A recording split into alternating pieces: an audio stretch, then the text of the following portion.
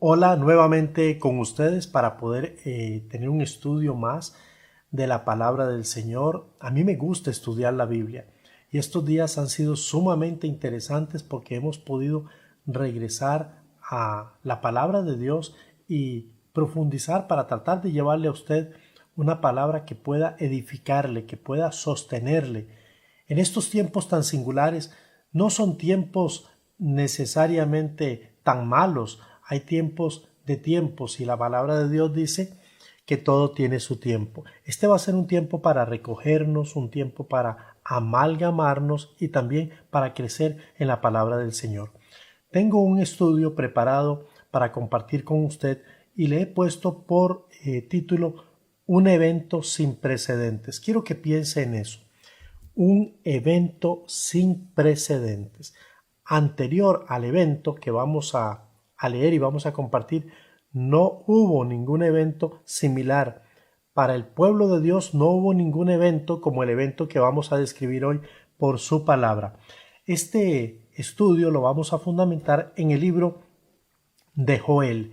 Es un libro muy interesante porque a pesar de que es un libro corto, es un libro que tiene bastante contenido, tiene mucha profundidad.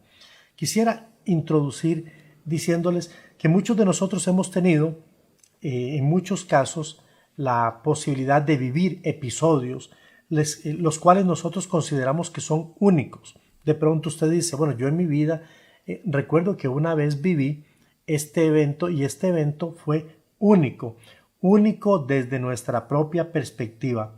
Y como es nuestra propia perspectiva, obviamente podría perder mucha objetividad. Pero ¿qué sucede cuando el evento lo ha vivido usted y lo ha vivido otra persona, tres personas más y en el mejor de los casos, cuando el evento lo ha vivido todo un pueblo? Un pueblo ya es representativo.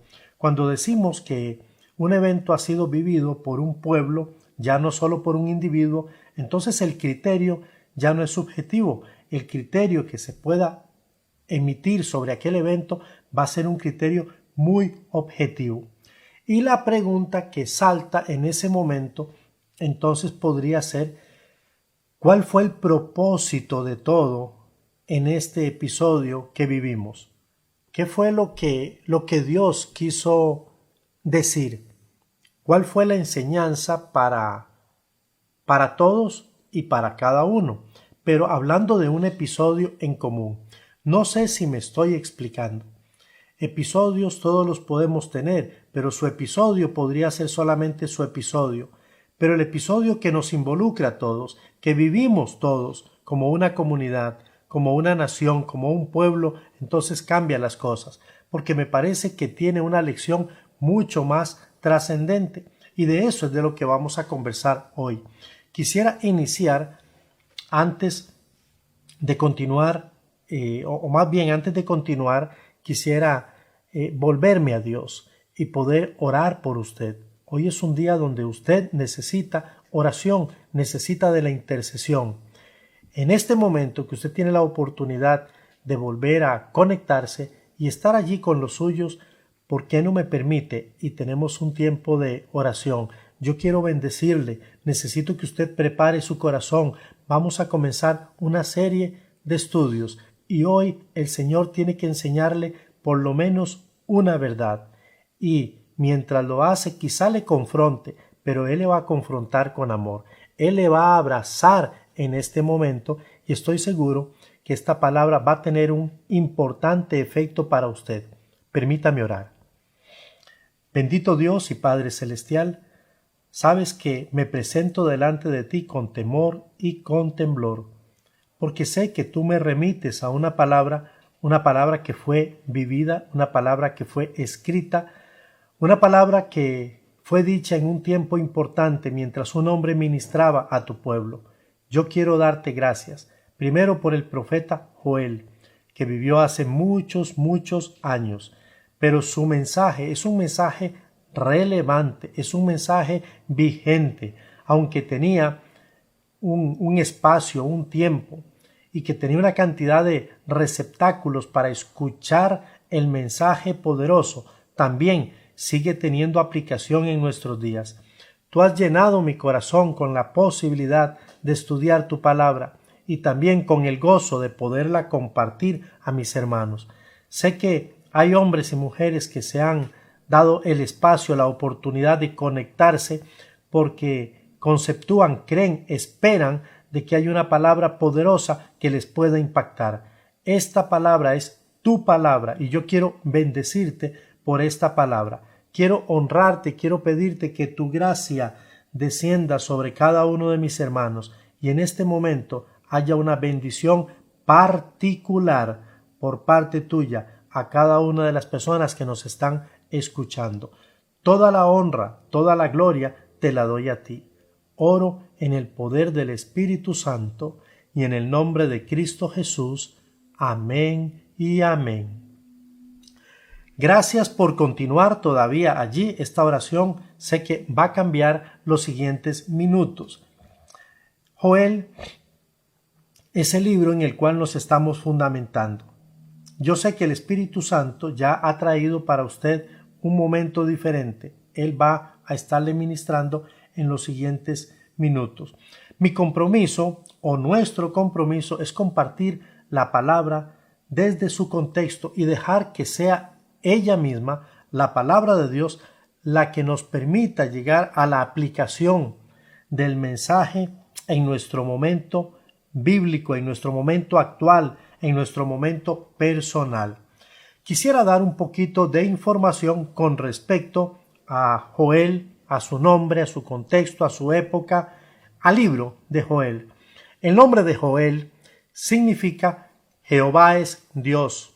Es un nombre corto, está compuesto, la primera para nosotros sería sílaba, la J y la O, que significa Yahweh o Yahvé, y la otra partícula que es él significa normalmente en el idioma original Dios. Entonces el nombre de Joel significa Jehová es Dios. Desde el mismo nombre el libro está queriendo decirnos algo.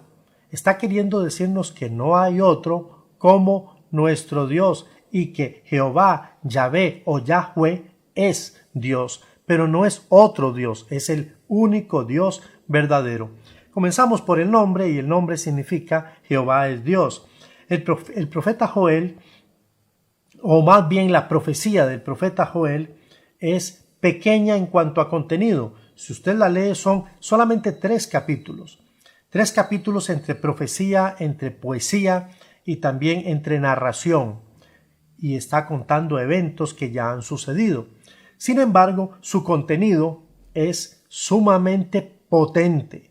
Su contenido es trascendente. Su contenido tiene escalas escatológicas. ¿Qué quiero decir con esto? Cuando hablamos de escatología nos estamos refiriendo a lo que sucederá en los últimos tiempos. Entonces, mire qué interesante. Joel comienza a hablar de eventos y el evento del cual vamos a tratar de conversar hoy o en el cual nos vamos a ubicar hoy es un evento sin precedentes. Título de este mensaje, un evento sin precedentes, pero que tiene la capacidad de hablarle a su pueblo, a su nación y también a las generaciones futuras. Dicho en español, Joel tiene un mensaje para usted, tiene un mensaje para mí por cosas que todavía no han sucedido. Esto lo vuelve sumamente interesante. El profeta Joel profetizó, para el reino del sur.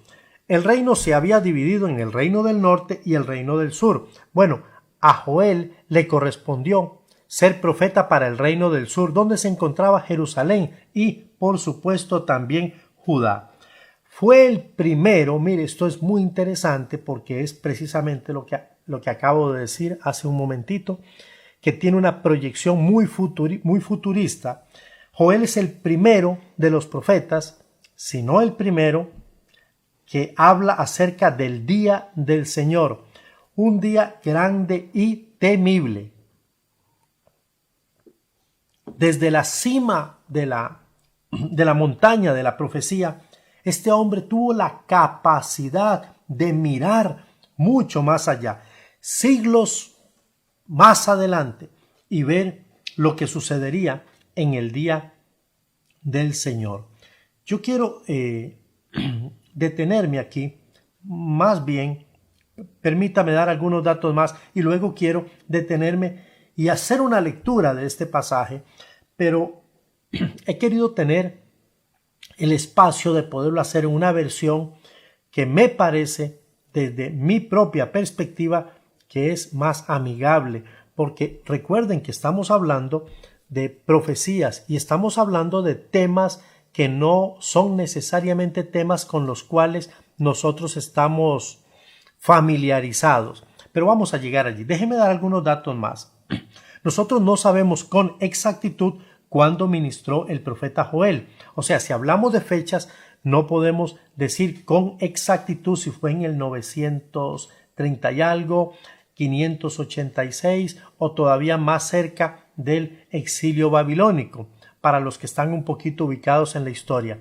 Algunos piensan, y me inclino, que fue más para el año 586 que él desarrolló su ministerio, pero eso no va a cambiar para efectos nuestros, solamente es un dato. Y Joel está llamando, el llamado de Joel es profundamente directo y prioritario al arrepentimiento. No importa cuál sea el pecado, porque una cosa que podemos notar es que Joel no denuncia el pecado del cual se debe de arrepentir Israel. ¿Y qué quiero decir con esto? Antes de Joel se encuentra Oseas, Joel y posteriormente sigue Amós. Miren, solamente son 2 hojas que tenemos que leer para conocer ya al profeta Joel. Oseas denuncia el pecado por el cual el pueblo se debe de arrepentir. Y el pecado que Oseas denuncia es el pecado de la idolatría. Entonces, Oseas está diciendo, ustedes tienen que arrepentirse de la idolatría. Ustedes se han vuelto idólatras. E incluso usa palabras como, por ejemplo, la palabra prostitución, porque el pueblo se había prostituido, se había ido tras otros dioses. Pero Amós se permite hacer su denuncia, y la denuncia muy puntual del pecado del cual se debe de arrepentir Israel es el pecado de la injusticia social. Entonces Amós está denunciando que los ricos están maltratando, están siendo injustos, se están aprovechando de los pobres. Pero lo interesante es que Joel no nos dice cuál es el pecado por el cual, se tiene que arrepentir Israel. Eso le da a los teólogos y nos da a nosotros, y le puede dar a usted y a mí, la posibilidad de entender de que aunque el pecado no está necesariamente definido, es un pecado como todos los pecados que merece, que necesita arrepentimiento. Voy a permitirme leer el texto, por lo menos hasta el verso 12, que es donde lo vamos a cubrir hoy, y quiero que usted vea en esta versión qué interesante lo que nos está contando aquí el profeta Joel. Lamento por la plaga de langostas. Va a hablar acerca de una plaga, de un evento único, de un evento sin precedentes. Comienza en el verso 1 diciendo: el Señor le dio el siguiente mensaje a Joel, hijo de Penuel. Oigan esto, líderes del pueblo. Escuchen todos los habitantes de la tierra. En toda su historia, pregunta, ¿había sucedido antes algo semejante? No. Cuéntenlo a sus hijos en los años venideros, y que sus hijos lo relaten a sus hijos, y que éstos lo transmitan a las nuevas generaciones. Después, dice el versículo 4 en esta versión, que la oruga devoró la cosecha, el pulgón acabó con lo que quedaba, luego vino el saltón o los saltones, y después, posteriormente, llegaron las langostas o llegó la langosta. Despiértense, borrachos, y lloren, giman, bebedores de vino, todas las uvas están arruinadas y se acabó el vino dulce. Un inmenso ejército de langostas ha invadido mi tierra. Un ejército terrible, imposible de contar. Sus dientes son como los de un león y sus colmillos parecen como colmillos de leona. Destruyó mis vides y arruinó mis higueras. Les arrancó la corteza y la destruyó, dejando sus ramas blancas y desnudas. Por consiguiente, lloren como una recién casada vestida de luto, quien llora la muerte de su esposo, pues no hay grano ni vino para ofrecer en el templo del Señor. Por eso los sacerdotes están de luto, los ministros del Señor están llorando. Los campos están arruinados, la tierra quedó desnuda, el grano está destruido, las uvas se secaron y se acabó el aceite de oliva.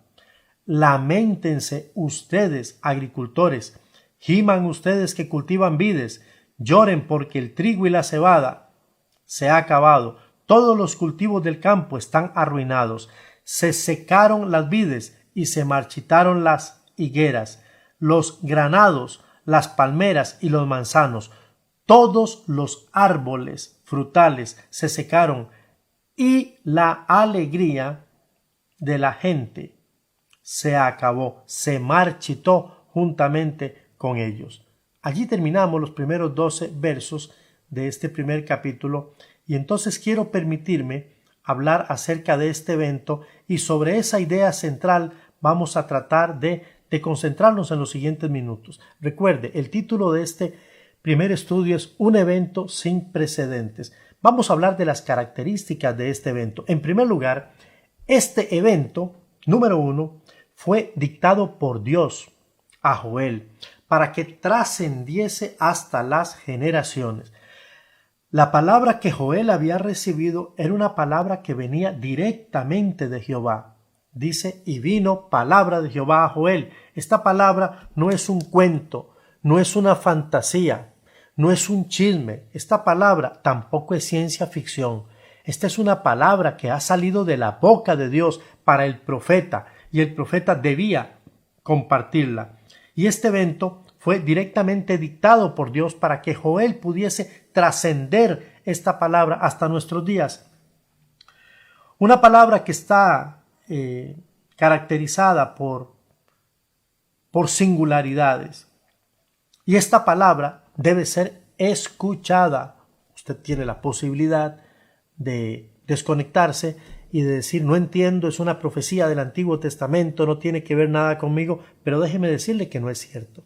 Déjeme decirle que esta palabra fue puesta aquí, fue colocada para que usted y yo, que vivimos en este momento actual, nuestro presente, podamos escucharla. Las respuestas de los destinatarios, o sea, de aquellas personas que tendrían la oportunidad de escuchar este mensaje, podría marcar la diferencia. Dicho un poco más sencillo, lo que las personas puedan hacer o decidir después de escuchar esta palabra es lo que marca la diferencia. El mensaje por sí es un mensaje trascendente, un mensaje de la palabra de Dios. Pero aquí lo que puede hacer el cambio y la diferencia es la actitud y la respuesta que puedan tener los oyentes ante este mensaje. Número 1, este evento fue dictado por Dios al profeta Joel para que las próximas generaciones, no solamente la generación de sus días y al pueblo a quien le escribía, no solamente ellos, sino ellos y los hijos de sus hijos, hasta las siguientes generaciones, incluyéndole a usted, amado, incluyéndome a mí. En segundo lugar, este evento llegó para cambiar la historia de todo un pueblo. Mire, aquí hay sabiduría de Dios. Este evento del cual estamos hablando, que es un evento sin precedentes, o sea, anteriormente en la historia no hubo algo similar, ni lo habría, llegó de parte de Dios para cambiar la historia de todo un pueblo. Los versículos del 2 al 4 nos hablan de un evento que precisamente tuvo como principio cambiar la historia de Israel, específicamente hablando del reino del sur. Este evento debe ser conocido por todos los moradores de la tierra. Y la Biblia lo dice. Todos tienen que saberlo. Todos tienen que saberlo porque no tiene precedentes. Antes no hubo nada similar. Es un evento real y ocurrió, porque el profeta está hablando de un evento pasado. Ocurrió, pero es real y no tiene precedentes. Los que tienen que conocer como un testimonio fehaciente lo que ha ocurrido son nuestros hijos. Perdón, los hijos de la generación que lo escuchaba y sus hijos y las nuevas generaciones. Es allí donde yo concluyo que si este mensaje fue dicho para un grupo de personas muy específico, pero luego afectaría a sus hijos y el énfasis de hasta las siguientes generaciones, entonces estoy concluyendo que parece que usted y yo estamos sumados en el espíritu de esta profecía también. En tercer lugar, no solamente vino para cambiar la historia de un pueblo, no solamente es un mensaje de parte de Dios para que nosotros podamos entender que va a afectar generaciones, sino que también, en tercer lugar, este evento fue devastador, y eso debemos entenderlo y debemos de tenerlo claro. Fue devastador y sin precedentes por su naturaleza. Hay un verso muy interesante que es el que describe lo que pasó. Dice que vino la oruga y comió, y luego el saltón, dicen Reina Valera del 60, posteriormente el revoltón y finalmente la langosta. Quiero explicar esto porque aunque es un tema que recién he escuchado por algunos predicadores, quiero decirles que este tema de la langosta, para los que compartimos esta tesis, la langosta era un solo animal dividido en 4 etapas. Cuando el huevo de la langosta era puesto, rápido se convertía en oruga, luego en un saltón. El otro proceso era revoltón y terminaba ya siendo langosta. Bueno, en su condición de oruga, comenzaba a comer todo el borde de la hoja, que es la parte más tierna. Posteriormente, cuando ya estaba en su condición de saltón, entonces se iba adentrando hacia la hoja, que era la parte un poquito más consolidada. Ya tenía mejores condiciones. Por eso dice, la oruga, y lo que dejó la oruga lo comió el saltón, que ha cambiado ya su metamorfosis. Luego se convierte en un revoltón, que es lo que para algunos de nosotros llamamos pequeños grillos. Entonces ya ese tenía mejores condiciones para ir hacia lo interno de la hoja. Llegaba casi hasta el tallo de la hoja, pero la langosta, ya consumada como adulta, arrasaba con el tallo y con toda la rama. Y la Biblia dice por el profeta Joel que esta plaga arrasó absolutamente con todo. Todo lo verde fue quitado. Cuando una plaga como esta llega a un lugar con estas características, entonces el resultado es sencillamente devastador. Yo he tratado de imaginarme una plaga como la plaga de las langostas, y déjenme decirles que después de analizar y pensar lo que esto sería, resulta sumamente confuso imaginar el resultado. Todo devastado, todo lo verde ya no está, ha desaparecido, y eso trajo consecuencias muy fuertes. En cuarto lugar, hablando del evento sin precedentes, este evento llegó como consecuencia del pecado. Esto es importante denunciarlo, porque podríamos pensar que caprichosamente este evento sucedió, como si Dios fuera un Dios de casualidades, un Dios permisivo o un Dios que no le importe su pueblo. Pero no es así. Los versículos 5 y 6 y 7 hacen un llamado de parte del profeta al pueblo, porque el pueblo se ha emborrachado, se ha embriagado con su pecado, y el profeta les llama a despertarse. Borrachos, los tilda de borrachos. Joel les dice, se acabó la fiesta, porque al acabarse el vino, que era con lo que ellos se estimulaban para pasar de una dimensión a otra y vivir de una forma irresponsable, irrespetuosa, volviéndole la espalda a Dios, se había acabado. Ya no había vino, ya no había aceite, no había absolutamente nada. Todo se había consumido porque las langostas lo habían devastado. El pecado era inminente. La plaga de las langostas había arrasado absolutamente con todo. Todo esto era por consecuencia del pecado. Entonces Joel está construyendo de una forma muy poética, pero además muy atinada, un evento sin precedentes que ha trascendido de manera tan negativa para el pueblo de Israel, que el pueblo tiene que entender que todo eso es posible por causa de su pecado.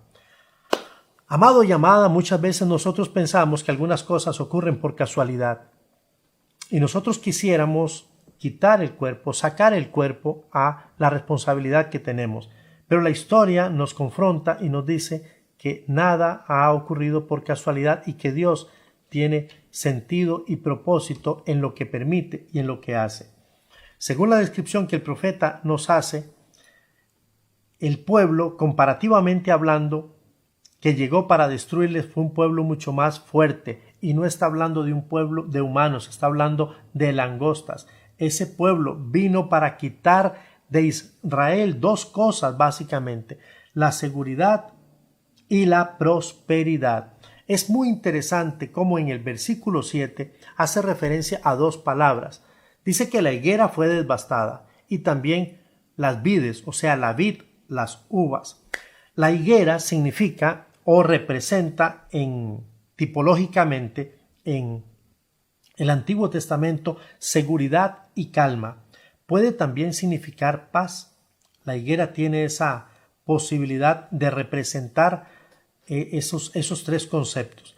Nos estamos refiriendo a un árbol que es capaz de vivir en terrenos muy pobres y complejos. Incluso es capaz de desarrollarse en terrenos pedregosos.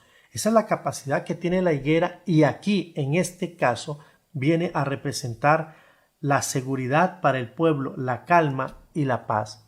Se ha perdido. Lo que el profeta está diciendo es, al ser eliminada la higuera, también la paz y la seguridad del pueblo. La vid, por otro lado, representa la prosperidad y también puede representar la sabiduría. En el Antiguo Testamento, la vid llegó a ser símbolo de la nación, y Joel está diciendo: este símbolo se ha acabado. La nación está sin identidad. O sea, ya ni siquiera sabemos quiénes somos, está diciendo Joel de alguna manera. Han perdido su seguridad y también han perdido ahora lo que llamamos su sabiduría. En Primero de Reyes 4:25 y Segundo de Reyes 18:30 son dos textos en donde usted puede ver la referencia a lo que estoy diciendo. Más adelante en el Nuevo Testamento, la vid está siendo representada por Jesús. Yo soy la vid, mi Padre es el labrador. Entonces Jesús viene a tomar este lugar de la vid. Pero en este caso, estas dos posibilidades habían sido perdidas en el pueblo de Israel. De manera que si tomamos en serio estos versículos, nos daremos cuenta, que Israel había perdido definitivamente lo más importante: su prosperidad, su salud emocional. ¿Cómo podía estar el pueblo? Sumamente confundido. Todo por un evento sin precedentes. Finalmente quiero decirles que en dos ideas muy cortas pero importantes, y en quinto lugar, hablándoles del evento sin precedentes, este es un evento que tuvo un impacto trascendental, logró enlutar a todos fueron parte de esto. A partir del verso 8 al verso 10 encontramos cómo todos fueron afectados, no solamente los ministros, no solamente el pueblo, sino que también la tierra. El verso 10 dice literalmente: la tierra está de luto. Luto es cuando hemos perdido a alguien, cuando hemos tenido una pérdida, cuando alguien ha muerto. Y hay un porqué. La razón es que el trigo había sido destruido, se había secado el mosto y se perdió el aceite. Todos estos elementos formaban parte no solamente de la alimentación del pueblo, sino que era lo que le permitía a los sacerdotes, a los ministros, llevar ofrenda cotidiana a Jehová. Esa ofrenda mantenía una relación entre el pueblo y Dios a través de sus ministros y de sus sacerdotes. Quiero explicarlo de esta manera. Dios está acá y nosotros abajo. Y en el medio hay alguien que está haciendo esa función de conexión a través de los sacrificios cotidianos, y era el sacerdote, y lo hacía mediante las ofrendas cotidianas y la libación. Lo interesante y lo triste es que ya no habían elementos, ya no había vino, ya no había aceite, no había con qué poder presentar esos sacrificios, lo que hacía literalmente que esa relación estuviese fracturada. Los ministros están en duelo, las consecuencias vienen sobre el campo y la tierra. Además, el pueblo y también los ministros de Jehová lloran, están de luto. Este evento ha sido incluyente, ha involucrado a todo el pueblo. Las personas no podían decir esto no es conmigo porque ya estaban involucradas, eran parte de toda esta tragedia de la cual está hablando el profeta Joel. Y finalmente, este evento tuvo la capacidad de quitar el gozo de los hombres. Estos días son días donde escucho a la gente hablar de muchas formas y decir muchas cosas. Y una de las cosas que puedo percibir es que algunas personas han perdido el gozo. Sin embargo, no quiero hablar todavía de nosotros sin terminar lo que sucedía en aquellos días de acuerdo a la profecía 11 y 12. Los obreros de la viña eran personas trabajadoras. Se les manda a gemir porque todo se ha perdido. Giman, lloren, porque todo se ha perdido. Claro, y ante un evento tan devastador, no tenemos menos que expresar nuestras emociones, las cuales afloran de manera natural, que es el lloro, la tristeza, la confusión. Nos interesa saber qué fue lo que el profeta les dijo a los recipientes originales. Yo quiero que usted vea qué fue lo que Joel les dijo a ellos en su tiempo. Lo que entendemos es que Dios había enviado esta plaga al pueblo de Israel. Sí, dije Dios. Nosotros pensamos que Dios no puede hacerlo. Dios es soberano y fue Dios quien envió esta plaga al pueblo de Israel. Su pueblo no está exento de juicio, absolutamente para nada. Su pueblo, al igual que todos los pueblos y que el mundo, está en el mismo lugar, en el mismo ojo de la posibilidad del juicio de Dios. Lo que estamos encontrando acá es una verdad muy sencilla. Dios no va a dejar pasar por alto el pecado, sea de quien sea o venga de quien venga. Si el pueblo había pecado y no se había arrepentido, este pueblo iba a recibir juicio de Dios. El pueblo pecó, lo que seguía era juicio, y el juicio llegó. Quiero concluir haciendo una pregunta.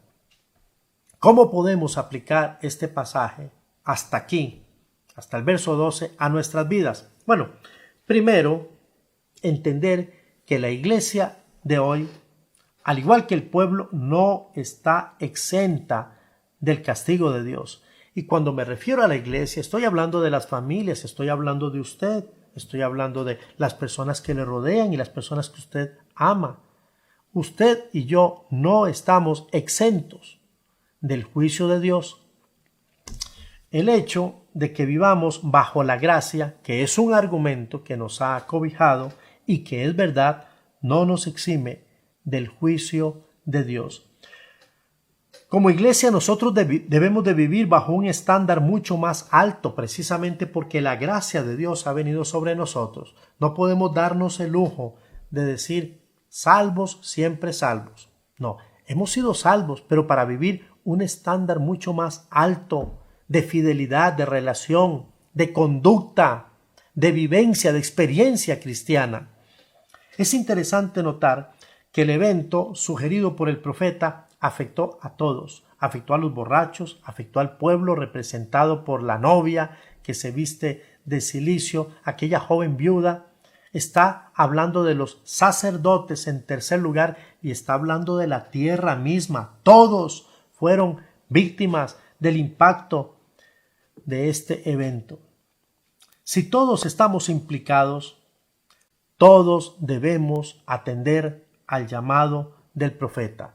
El llamado solo tiene un mensaje hasta aquí y lo vamos a confirmar en la medida en que podamos avanzar en este estudio. El mensaje es arrepentimiento. Qué bueno que hay una palabra de esperanza en medio de toda la situación trágica que ha ocurrido y que debe de impactarnos y debe ser testimonio para las nuevas generaciones. También hay una esperanza y la esperanza descansa en la palabra arrepentimiento. Por hoy vamos a quedar aquí y quiero darle muchas gracias por habernos acompañado. No olvide seguir delante de la presencia del Señor, conectado, orando en todo tiempo. Que el Señor nos bendiga ricamente.